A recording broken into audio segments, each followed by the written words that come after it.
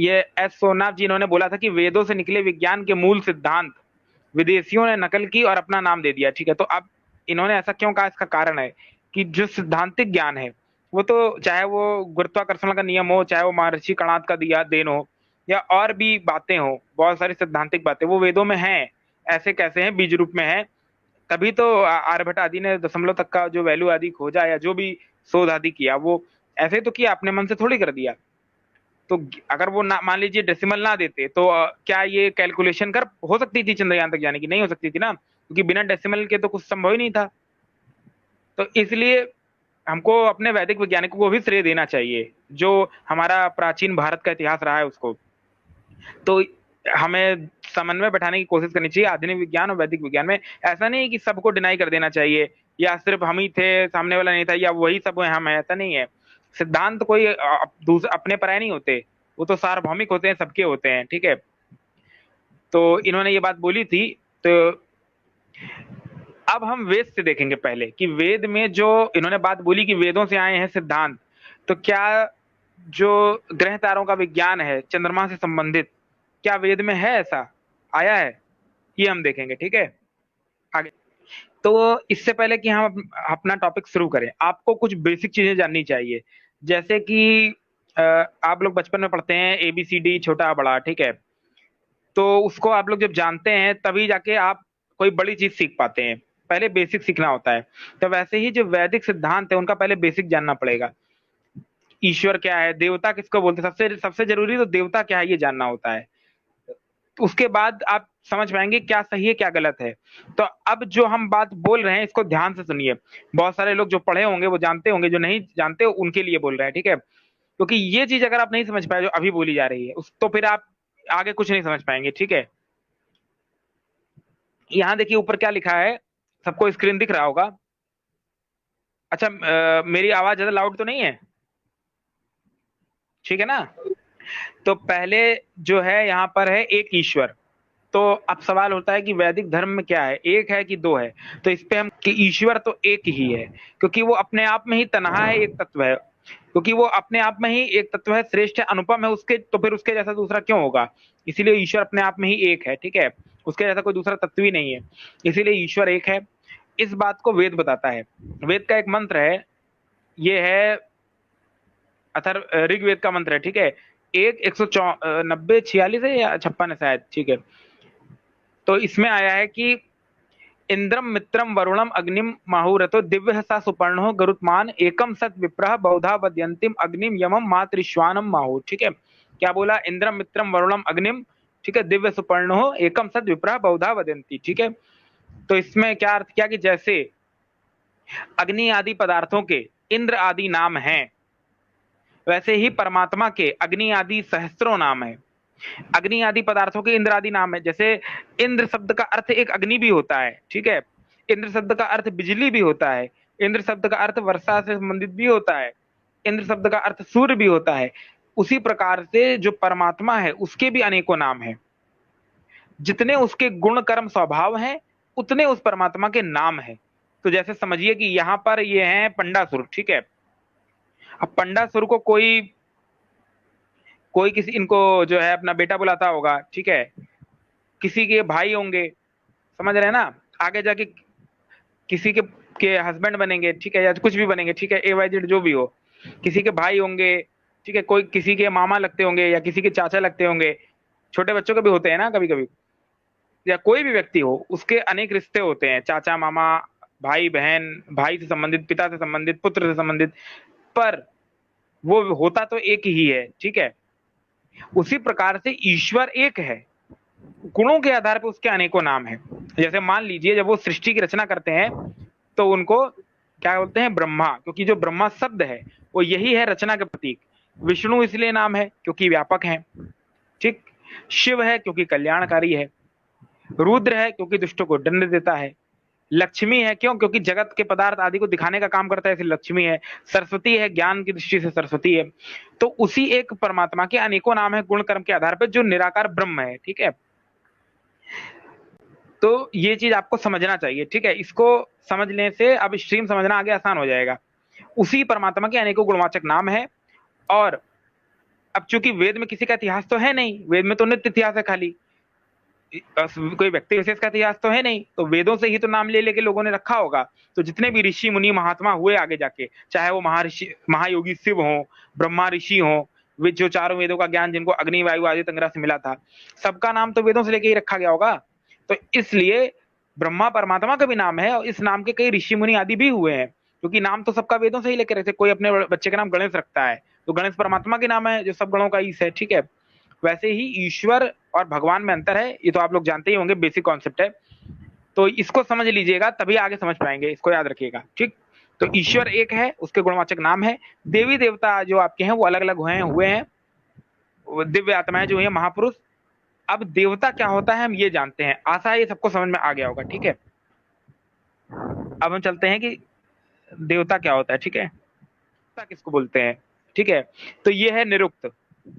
यही निरुक्त का जो हवाला है, रेफरेंस है, ये ऋग्वेद आदि भाष भूमिका में भी आया है महर्षि दयानंद की, नहीं तो आप लोग निरुक्त में जाके भी सीधे पढ़ सकते हैं, ठीक है, जैसे ही आपकी इच्छा।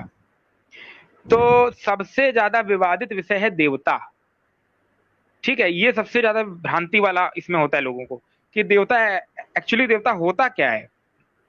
तो क्या होता है वो हम जानते हैं, देवता कहते किसको है। ये इसलिए सब बता रहे हैं क्योंकि आगे जाके दिक्कत ना हो किसको को, ठीक है, इसीलिए देवता कहते किसको है। तो ये निरुक्त में आया है, देवो दाना दानादवः दीपनादवः द्योतनादवः द्यु स्थानो भवति इति व देवा, ठीक है। क्या बोला, देवो दानात, ठीक है। तो देवो दानात बोला, दीप द्योतन करे, प्रकाश करे, आदि आदि। तो अभी इसकी व्याख्या देखते हैं हिंदी से, ठीक है। देने से देव नाम पड़ता है, और जो दान कहते हैं, और दान किसको कहते हैं, दान देने से देव नाम पड़ता है। जैसे कोई अध्यापक है तो वो किसका दान देता है अपने विद्यार्थी को, शिक्षा का, तो वो भी देवता है। आचार्य को भी देव कहा, आचार्यमान पितृमान देवो भव, सतपथ में आया है, ठीक है, ब्राह्मण ग्रंथों में। अपनी चीज दूसरे को दे देना, दान कहते हैं अपनी चीज दूसरे को देना। जैसे हमारे पास विद्या है तो हम दूसरे को देते हैं, तो एक तरीके का दान हो गया, तो वो भी देव कहलाएगा, आचार्य को भी देव बोलेंगे, ठीक है।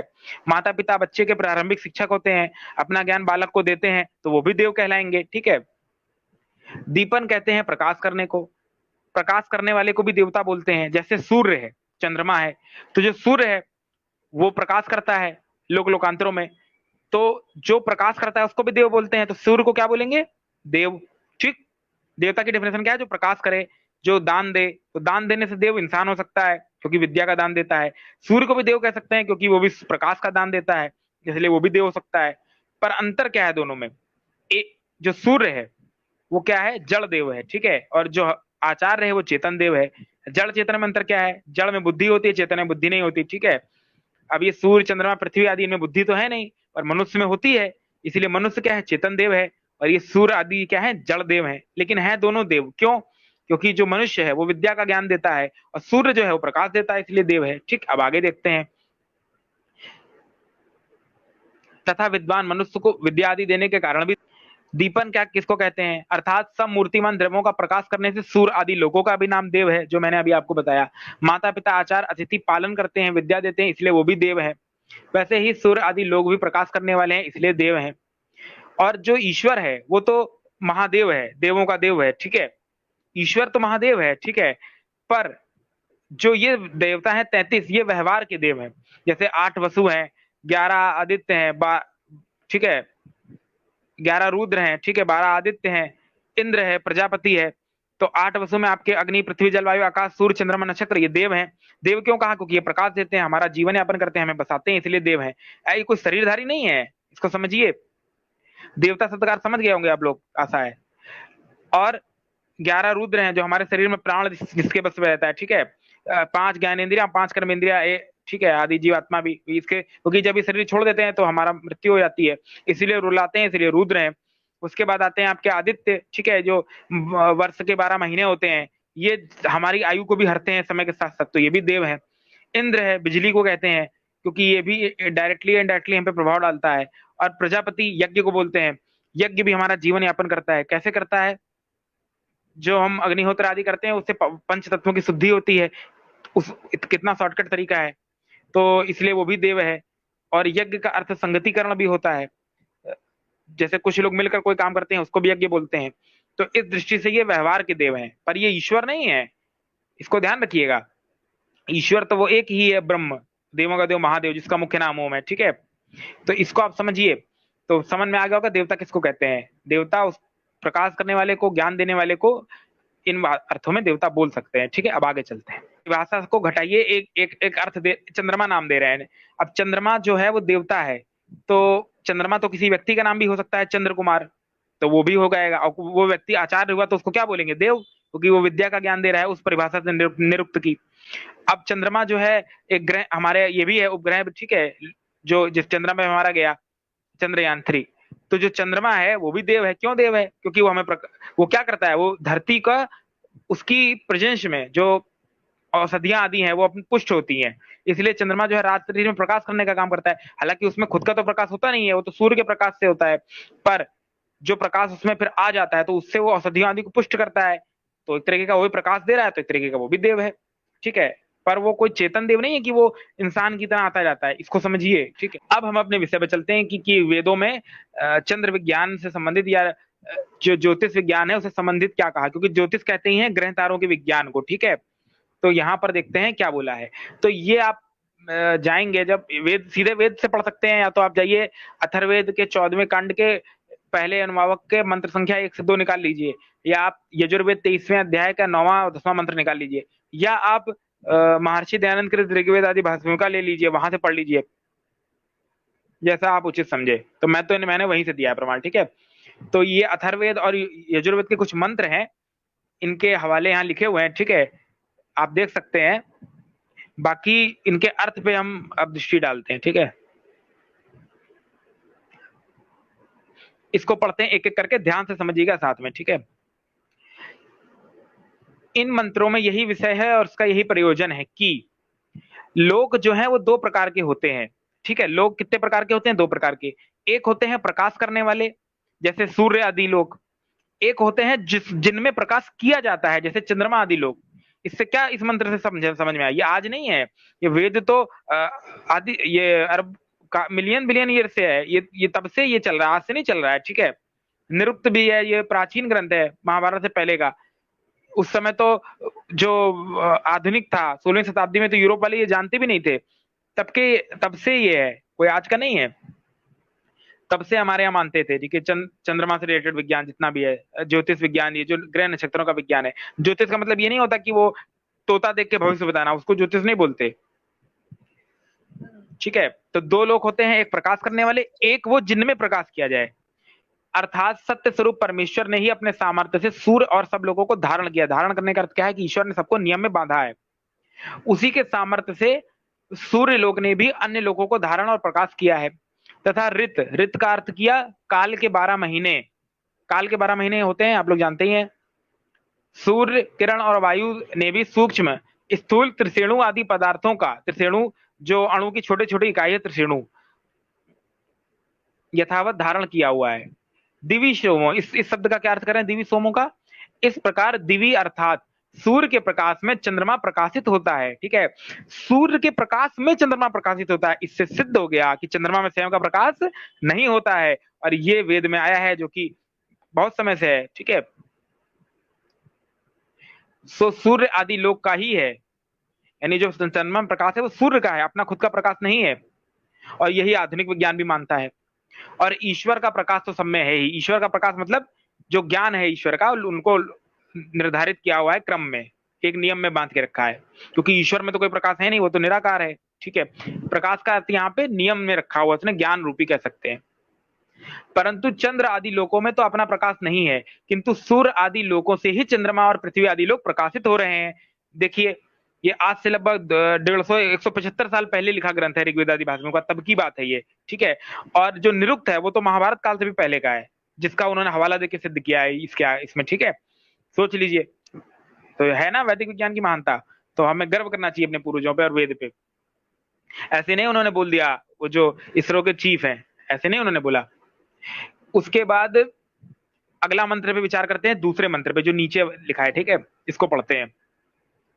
आदित्य की किरण चंद्रमा के साथ युक्त होके उससे उलटकर भूमि को प्राप्त होके बलवती होती है, ठीक है।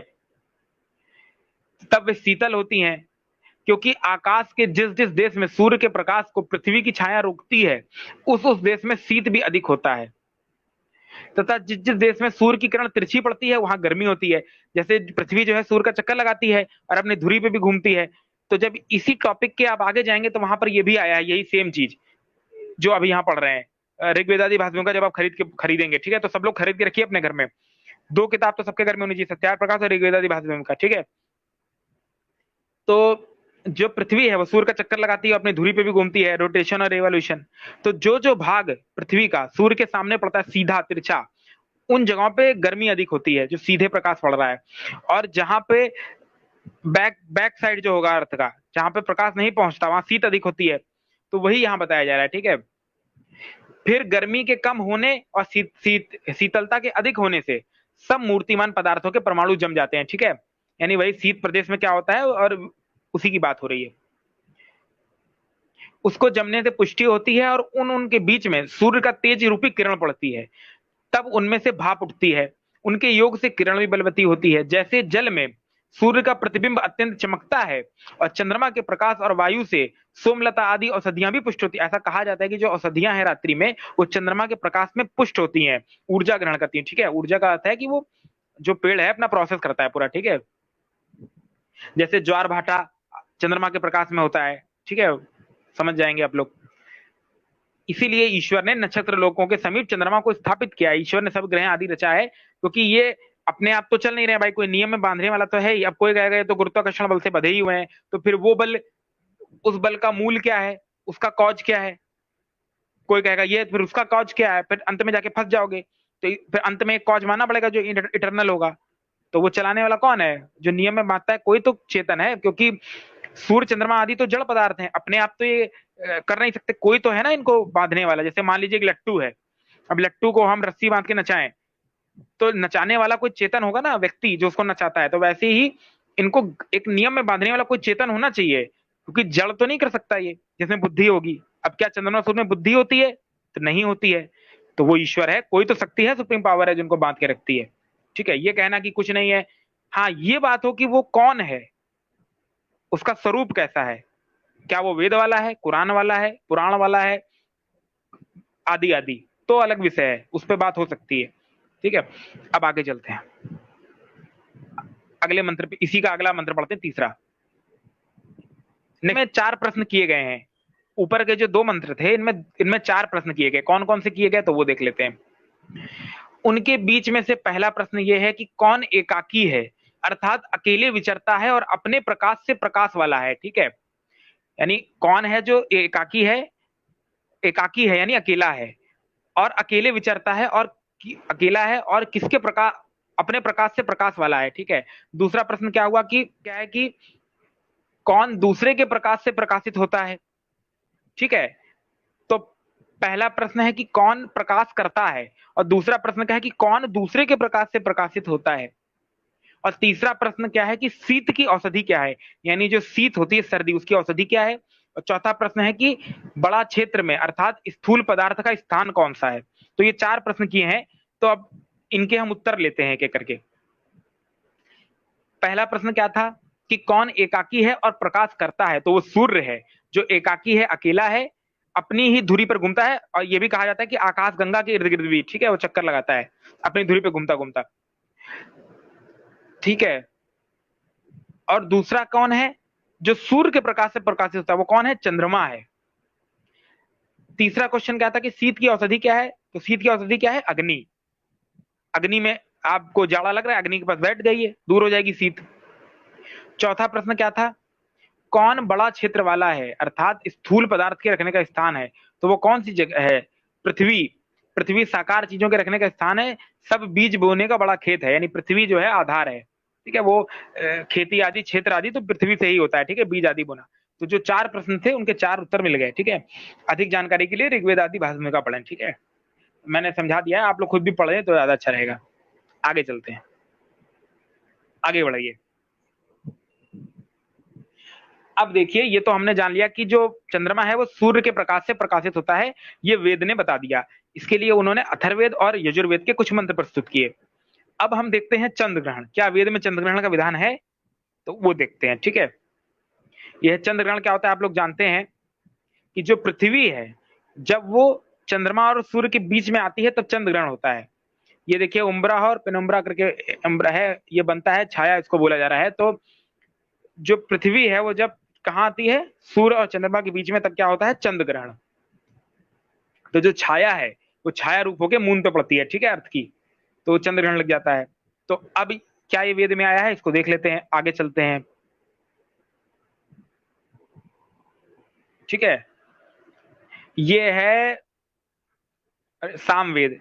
सामवेद का मंत्र संख्या 1277। ठीक है, क्या है सामवेद की मंत्र संख्या, क्या है 1277। तो इसको पढ़ते हैं, क्या है इसका, आप लोग जाके पढ़ सकते हैं, मैंने मंत्र बता दिया है, इसको नोट कर। सामवेद का 1277 है, इसको पढ़ते हैं। इसका हम सीधे भावार्थ पढ़ते हैं, पहले पदार्थ पढ़ेंगे फिर भावार्थ पढ़ेंगे। ठीक है, पहले पदार्थ पढ़ते हैं। चंद्रमा के पक्ष में ग्रहण से मोक्ष के बाद से के चंद्रमा का वर्णन है। अब यहाँ जो मोक्ष शब्द है इसका अर्थ होता है छूट जाना। जैसे जब मनुष्य है तो उसके संदर्भ में मोक्ष, मोक्ष शब्द का अर्थ क्या होता है, छूट जाना। किससे छूटना, दुखों से, ठीक है, या किसी बंधन से छूटना मोक्ष है। तो जो चंद्रमा है वो बंधन में हो जाता है कब, जब चंद्र ग्रहण लग जाता है। ठीक है, तो वो छूट जाना फिर को उसी मोक्ष शब्द से बताया है। ठीक है, तो अब इसका अर्थ देखते हैं एक एक पद का।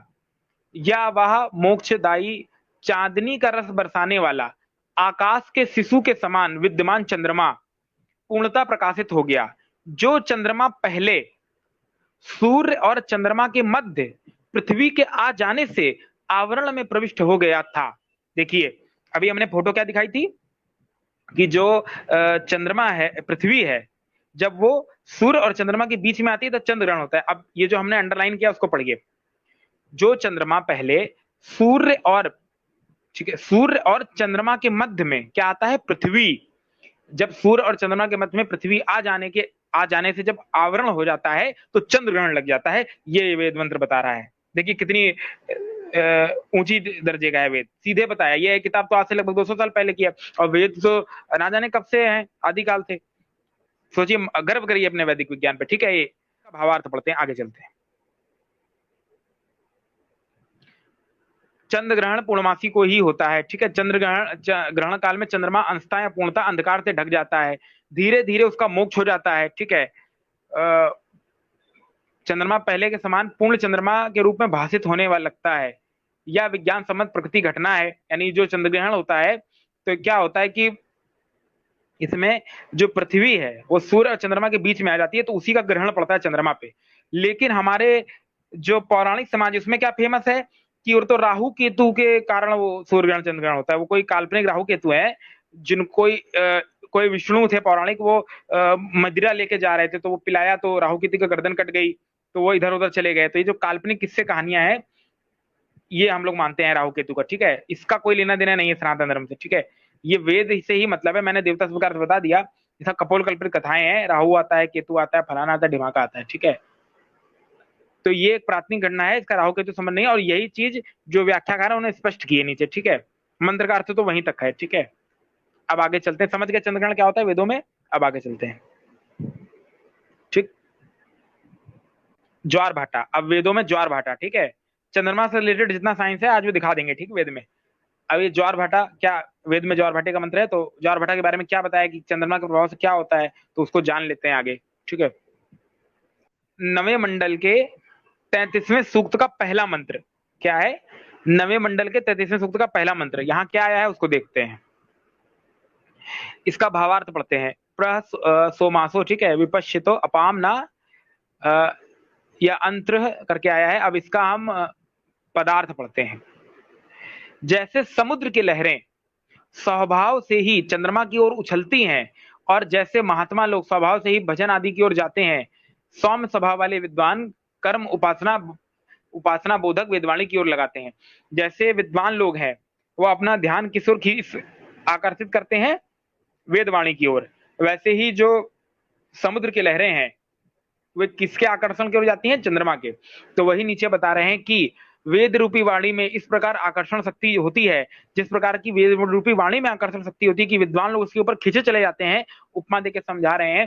वैसे ही पूर्णिमा के चंद्रमा में आकर्षण शक्ति होती है, अर्थात पूर्णिमा को चंद्रमा के आहदक धर्म की ओर लोग प्रवाहित होते हैं। इसी प्रकार ओजस्विनी वेदवाणी की ओर लोग प्रभावित होते हैं। यानी जो समुद्र है, जो जल है समुद्र का, वो चंद्रमा की ओर आकर्षित होता है। यही ज्वार भाटे में होता है। जो आप tide, low tide, high tide होता है, उसमें चंद्रमा के प्रकाश का प्रभाव पड़ता है समुद्र पे, और वो ज्वार भाटे का निर्माण होता है। जो लहरें हैं वो उसके आकर्षण के कारण उठती हैं ऊंची ऊंची। यही वेद भी बता रहा है। तो अब कुछ लोग ये पूछते हैं कि अंतरिक्ष में चला गया हमारा यान आदि, ठीक है, तो क्या वेदों में कोई मंत्र है जिससे अंतरिक्ष गमन सिद्ध हो? हाँ है, वेद में भी है मंत्र, वो देख लेते हैं। ठीक है, अंतरिक्ष गमन, ठीक है। तो वेद में ये मंत्र आता है, यजुर्वेद 6वें अध्याय का 21वां मंत्र, नोट कर लीजिए, इसको जाके पढ़िएगा, ठीक है।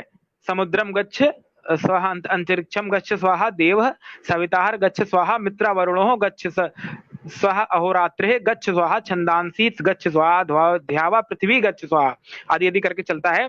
इसका भावार्थ देख, इसका पदार्थ देखते हैं, फिर भावार्थ देखते हैं। ध्यान से सब लोग साथ में ध्यान दीजिए, ठीक है, स्क्रीन पे, क्योंकि अब पदार्थ पढ़िए इसका। हे धर्म आदि राजकार करने वाले योग्य शिष्य, तू बड़े बड़े अश्वतरी नाव अर्थात धुआंकस आदि बनाने की विधि से नौका आदि यान पर बैठकर समुद्र को जा, यानी जो समुद्र है उसमें ये समुद्री जहाज का उपयोग करना है समुद्र की यात्रा में। खगोल प्रकाश करने वाली विद्या से सिद्ध किए हुए विमान आदि यानों से आकाश को जा। जो खगोल वाली विद्याएं हैं उससे खगोल की विद्या को जानने के लिए यानों, आकाश रूपी यानों से जाना चाहिए। वेदवाणी से प्रकाशमान सबको उत्पन्न करने वाले परमेश्वर को जानने और वेद और सज्जनों के संग से शुद्ध संस्कार को प्राप्त हुई वेदवाणी से प्राण और उदान को जान, ठीक है। ज्योतिष विद्या से दिन और रात्रि व उनके गुणों को जानो। ज्योतिष विद्या से दिन रात्रि कैसे होते हैं आदि ये पूरा सृष्टि विज्ञान जानिए, ठीक है। वेदांग विज्ञान सहित वाणी से, वेदांग क्या है, ठीक है, वेद के जो अंग हैं उसमें ज्योतिष भी आता है। उससे क्या जानना है, ऋग साम अथर्व, इन चारों वेदों को अच्छे प्रकार से जानिए, ठीक है। यानी जो वेद के अंग हैं इनसे इनको जाना जाता है। भूमियान, आकाश मार्ग, विमान, भूगोल व भूगर्भ आदि यान बनाने की विद्या से भूमि और सूर्य प्रकाश या सूर्य से स्थित अविष्ट देश देशांतरों को जानकर प्राप्त हुई। यानी जो विमान आदि है खगोल विद्या जानकर देश देशांतर में यात्रा करिए। संस्कृत वाणी से अग्निहोत्र करिए, कारीगरी और राजनीति आदि विषय को जानकर यज्ञ को प्राप्त हुई है, ठीक है। यानी इस एक मंत्र में कई चीजों की शिक्षा दी जा रही है, राजनीति विषय, कर्मकांड विषय, विज्ञान विषय, ज्योतिष विषय आदि आदि। वैद्यक विद्या से औषधि समूह को जानकर सोमलता को जानो। यानी अभी देखिए पहले मंत्र में क्या बोला था कि जो चंद्रमा के प्रकाश से औषधियां पुष्ट होती हैं, और उन्हीं औषधियों को इस मंत्र में सोमलता बोल दिया। तो इससे यह भी सिद्ध हो गया कि सोमलता क्या होती है, औषधियों के रस को सोमलता बोलते हैं, ना कि समाज में जो भ्रांति फैली है शराब के रस को। क्योंकि आप लोगों के सामने है, अभी पिछले मंत्र में हम लोगों ने पढ़ा था कि औषधियां जो है चंद्रमा के प्रकाश में पुष्ट होती हैं, और यहाँ पर औषधियों को सोमलता बोल दिया, और सोम कहते हैं चंद्रमा को। वैदिक विद्या से औषधि समूह, सोमलता आदि को जानो। जल के गुण और अवगुणों को बोध कराने वाली विद्या को भी जानो, यानी जल के गुण अवगुण क्या होता है इसको भी जानो, ठीक है। जल को जानकर और बिजली आदि अग्नि अस्त्र आदि तार बीन व सब प्रकार के कला यंत्रों को प्रकाश करने वाली विद्या को जानो। यानी ये विद्युत यंत्र आदि हैं उसको भी जानो। विद्युत रूपी अग्नि को अच्छी प्रकार से जानिए, और मेरे मन को प्रीति युक्त सत्य धर्म में स्थापित कर मेरे उपदेश के अनुकूल बरते। कलाओं और यज्ञ के अग्नि का धुआं सूर्य प्रकाश को तथा उसकी लपट अंतरिक्ष को प्राप्त हो, और तू यंत्र कला, यानी ऐसा कहा जाता है कि जो अग्नि, यज्ञ की अग्नि है वो देवलोक तक जाती है, ऐसी हमारे यहाँ मान्यता है, ठीक है। हालांकि ऐसा है नहीं, लेकिन एक मान्यता है कि देवलोक तक जाती है, ठीक है। मतलब ऐसा समझिए कि जो सूर्य के प्रकाश है ना उसमें ज्यादा अग्निहोत्र करेंगे तो ज्यादा लाभ होता है, इसको ऐसा समझिए। काष्ठ आदि पदार्थों को भस्म कर उस भस्म से पृथ्वी आदि को ढांप देती है। अग्नि विद्या बताई, पदार्थ विद्या बताई, अंतरिक्ष गमन की विद्या बताई, औषधि विद्या बताई, और शास्त्र विद्या बताई कि वेदों को कैसे पढ़ें समझे। बहुत कुछ बता दिया इस मंत्र में, बहुत सुंदर मंत्र है ये, ठीक है। जितनी तारीफ करें उतना कम। अब इसका भावार्थ देखते हैं। धर्म अर्थ काम मोक्ष, ठीक है। धर्म अर्थ काम मोक्ष और व्यापार चाहने वाले पुरुष भूमियान, अंतरिक्षयान, आकाश मार्ग में आने जाने के विमान आदि रथ व नाना प्रकार के कला यंत्रों को बनाकर तथा सब सामग्री को जोड़कर धन और राज्य का उपार्जन करें। यानी जो धर्म अर्थ काम मोक्ष को चाहने वाले हैं वो भूमियान, भूमियान, अंतरिक्षयान, आकाश मार्ग में जो धर्म अर्थ काम मोक्ष राज्य और व्यापार चाहने वाले पुरुष हैं वे भूमियान, अंतरिक्षयान, देखिए अंतरिक्षयान बोल दिया, आकाश मार्ग में आने जाने के विमान आदि रथ। अब रथ शब्द का अर्थ में ये मत लीजिएगा कि घोड़े वाले रथ की यहाँ बात हो रही है। रथ का शब्द के अर्थ में कई चीजें आ जाती हैं, ठीक है। कोई भी चीज जो किसी साधन से जोड़ी जाए वो रथ आदि की कैटेगरी में आ जाएगी, खाली घोड़ा ही नहीं है रथ का अर्थ होता है। नाना प्रकार के कला यंत्रों को बनाकर सब सामग्री को जोड़कर धन और राज्य का उपार्जन करें, ठीक है। तो अंतरिक्ष यान बोल दिया, तो वेद में विद्या है ना अंतरिक्ष में गमन की, बस सिद्ध हो गया। यानी परमात्मा भी कहता है कि नाना प्रकार की चीजों को जानो लोक लोकांतर की, ठीक है।